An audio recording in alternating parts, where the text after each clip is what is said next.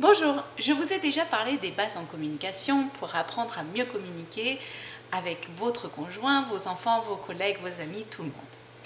Aujourd'hui, j'aimerais approfondir avec vous la communication en particulier au sein du couple avec votre conjoint.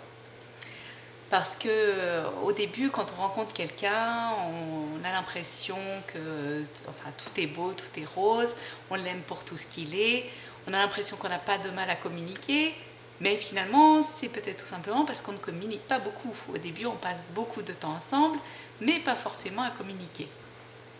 Et puis au fur et à mesure que les mois passent, que les années passent, là, on a un peu plus de difficultés, tous. On sait que l'amour, c'est pas un long fleuve tranquille. Rassurez-vous, je pense que c'est pareil partout. On a tous nos petites difficultés et il faut faire un effort, je pense, pour arriver à continuer à se parler bien et pour que les choses se passent au mieux. Alors, tout d'abord, il faut se souvenir, pour bien communiquer au sein d'un couple, qu'au départ, on est deux. On est deux personnes bien distinctes, avec son passé, avec son histoire, avec ses goûts, ses opinions, etc. Et au fur et à mesure, on a tendance à oublier un petit peu ça et à vouloir ne former plus qu'une personne, plus qu'un couple, le nous. Si bien qu'il y a certaines personnes qui, sur leur profil Facebook, par exemple, en leur nom à eux, vont mettre une photo en couple. Donc on peut se demander si ces personnes ne vivent plus qu'à travers le couple. Et c'est là souvent qu'à vivre trop que dans le couple, on se ronge l'un et l'autre. Donc surtout, ne pas oublier qu'au départ, on était deux, donc deux personnes bien distinctes.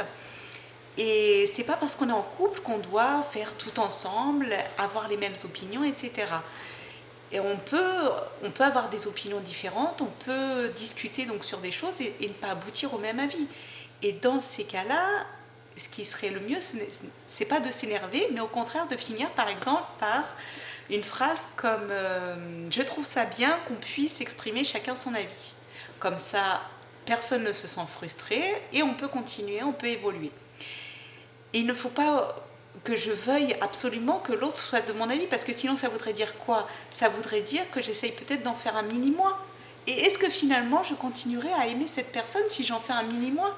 Parce que je l'ai aimé pour ce qu'il était avant, et non pas parce que c'était exactement la même personne que moi. Donc vraiment, bien se tolérer, bien tolérer également que l'autre puisse avoir son jardin secret, entre guillemets, ses amis qu'il voit peut-être pas forcément avec nous, qu'il puisse faire des activités aussi, voilà, qu'on puisse être différent, qu'on puisse être un plus un. Voilà, donc accepter son opinion et accepter qu'on soit différent. Ensuite, surtout, bien vivre dans le présent également. Ça, c'est très important parce que les années passent, on évolue. Et comme je disais, c'est pas un long fleuve tranquille, donc il se peut qu'il y ait eu des histoires plus ou moins difficiles. Et je vois des couples qui, hélas, pourrissent un petit peu le quotidien en ressassant des choses, en rappelant oui mais il y a un an tu m'as dit que tu partais en voyage d'affaires et en fait c'était pas ça, donc pourquoi je te ferais confiance aujourd'hui? Voilà, ça peut être des choses un peu compliquées comme ça, des histoires un peu compliquées, mais il faut vraiment se lever le matin et penser que aujourd'hui c'est aujourd'hui, et je dirais pas vivre comme si c'était le dernier jour, mais vraiment vivre dans le présent. Parce que si vous ressassez tout le temps le passé, vous enfermez le couple dans quelque chose de figé et vous ne pouvez pas avancer. Si vous reprochez toujours à votre conjoint qui vient vous aider aujourd'hui, vous lui dites oui mais hier tu m'as pas aidé, voilà, vous vivez encore dans le passé. Donc vous l'empêchez de vous venir en aide, de s'exprimer, et donc voilà, c'est fermé. Alors il faut vraiment se dire que s'il y a eu des histoires compliquées, soit je les accepte et je reste avec cette personne parce que je l'aime, et dans ce cas-là, on ne parle plus du passé, il n'y a pas de raison d'en parler. Ou si je ne les accepte pas, et bien dans ce cas-là, il faut tout arrêter. Mais donc, ne pas reparler d'hier, d'avant-hier, d'il y a un an, d'il y a un mois. Voilà, oublier, lâcher prise. Vraiment le lâcher prise et penser au présent et au futur.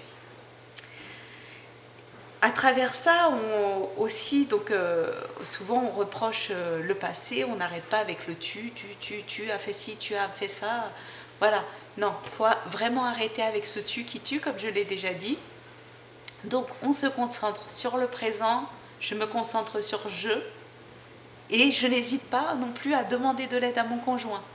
Parce que si je ne lui demande rien, comment je peux aller rouspéter parce qu'ils ne m'aident pas? Je ne peux pas aller dire oui mais ils m'aident jamais, ou alors même lui reprocher à lui. Oui mais tu ne m'aides jamais, tu n'es pas allé chercher le pain, tu n'es pas allé chercher les enfants, etc. Donc on arrête le tu qui tue et ensuite on demande.